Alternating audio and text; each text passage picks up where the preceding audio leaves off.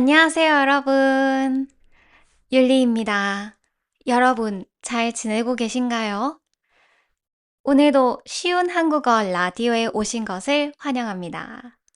이 팟캐스트는 편하게 들어도 좋고 자막과 함께 공부하셔도 좋습니다. 도움이 되셨다면 구독과 좋아요도 부탁드립니다. 그럼 시작해 볼까요? 오늘은 한국인의 주량과 술 문화에 대해서 이야기해 보려고 해요. 한국 사람들은 처음 같이 술을 마시는 사람에게 이런 질문을 하기도 해요. 주량이 어떻게 되세요? 친구끼리는 주량이 몇 병이야? 라고 물어볼 수 있어요. 그런데 주량이 뭘까요? 그리고 왜 처음 만난 사람에게 주량을 물어볼까요? 주량은 자신이 마실 수 있는 술의 양이에요. 그래서 이렇게 물어봐요. 주량이 어떻게 되세요? 주량이 어느 정도예요? 또 이렇게 물어볼 수도 있어요. 소주 몇 병까지 마셔요? 특히 처음 같이 술 마시는 사람에게는 꼭 물어봐요. 이런 질문을 통해서 상대방이 술을 얼마나 마실 수 있는지 알 수 있으니까 물어보는 거예요. 예를 들어 상대방이 저는 소주 반 병 정도 마셔요 라고 했어요. 그러면 술을 많이 따라주면 안 되겠죠? 술에 약하니까 조금만 따라줄 수도 있어요. 또 상대방이 너무 빨리 마시면 천천히 드세요 라고 말할 수도 있어요. 그래서 주량은 술을 얼마나 마시는지 알려주는 정보예요. 그리고 상대방을 배려하기 위해 물어보기도 해요. 그런데 술 종류가 정말 많죠. 맥주, 와인, 막걸리, 위스키도 있어요.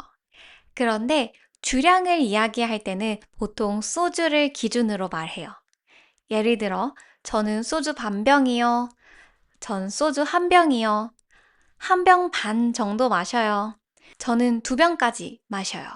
이렇게 말해요. 그런데 여기서 재미있는 점이 있어요. 사람들이 말하는 주량이 항상 정확한 숫자는 아니에요. 실제로 사람들이 다른 사람의 주량을 어떻게 아는지 한번 볼까요?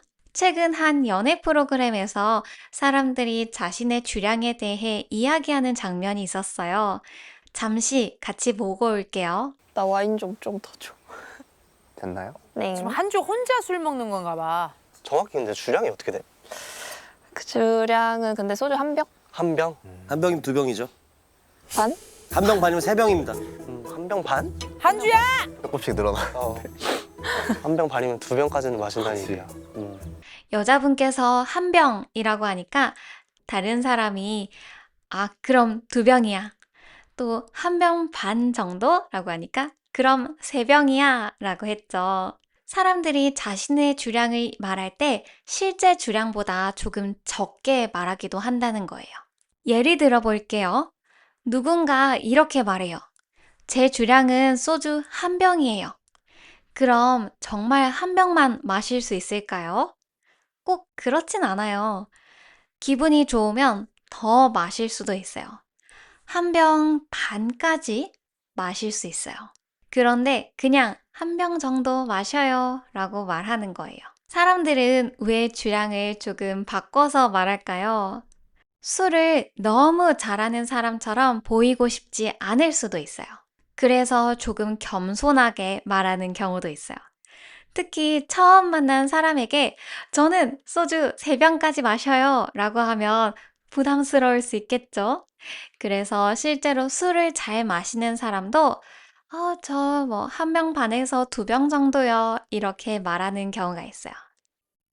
반대로 저는 아직까지 저는 3병이요, 저는 5병이요 이렇게 말하는 사람을 본 적이 없어요.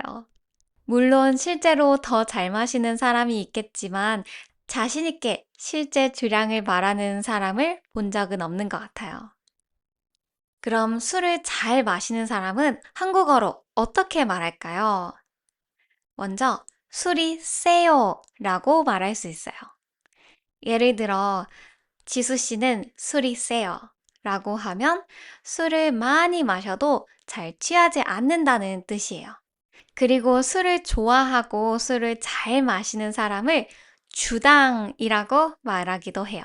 저 친구는 주당이에요. 제 남자친구는 주당이에요. 이렇게 말할 수 있어요. 반대로 술 잘 못 마시는 사람도 있죠. 예를 들어서 저는 술에 약해요 라고 하면은 술을 조금만 마셔도 쉽게 취한다는 뜻이에요. 다른 재미있는 표현도 있어요. 바로 술지와 알스예요. 둘 다 술을 잘 못하는 사람을 편하게 표현할 때 사용하는 말이에요. 예를 들어서 친한 친구가 술을 잘 못하면 너 술찌구나 라고 장난스럽게 말할 수 있습니다. 알스는 알코올 쓰레기의 줄임말이에요.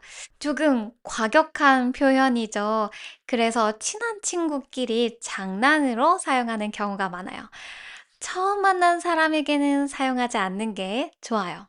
그럼 술을 정말 못하는 사람은 어떨까요? 이런 사람들은 재미있게 제 주량은 한 모금이에요 라고 말하기도 해요. 한 모금은 한 번 마시는 양이에요. 물론 정말 한 모금만 마시는 건 아니어도 술을 정말 못해요 라는 뜻으로 재미있게 말하는 경우가 많아요. 또 이렇게 말할 수도 있어요. 저는 술을 못해서 자리만 할게요. 여기서 자리만 하다는 술을 마시지 않고 그 자리에 함께 있다는 뜻이에요. 친구들이 술을 마시러 가자는데 저는 술을 못할 수도 있잖아요.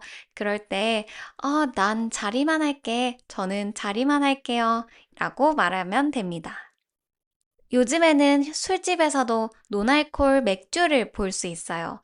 그래서 술을 마시지 않아도 노알콜 맥주를 마시면서 분위기를 함께 즐길 수 있어요.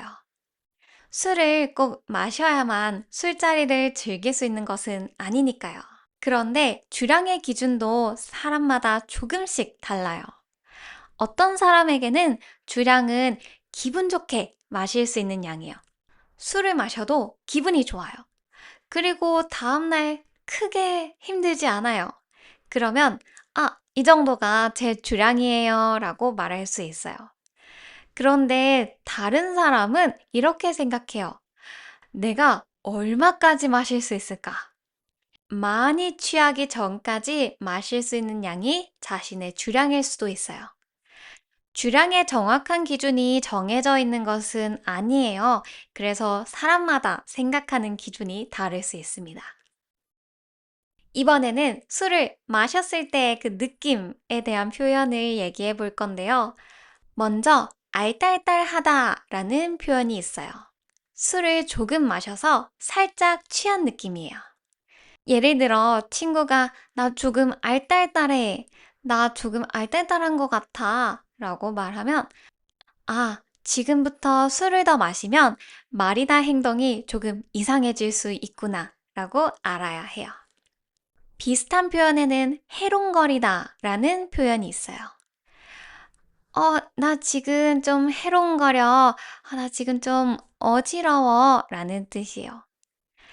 그리고 만약 술을 아주 많이 마시면요. 만취했다. 완전 만취야, 만취. 이렇게 말할 수 있어요. 만취하다는 술에 아주 많이 취했다는 뜻이에요. 전날에 술을 너무 많이 마셔서 만취했어요. 그러면 다음 날에는 또 다른 문제가 생길 수 있죠. 그것이 바로 숙취예요. 숙취는 술을 마신 다음 날 몸이 힘든 상태를 말해요. 머리가 아플 수도 있어요. 속이 안 좋을 수도 있어요. 그래서 오늘 숙취가 너무 심해요 라고 말할 수 있습니다.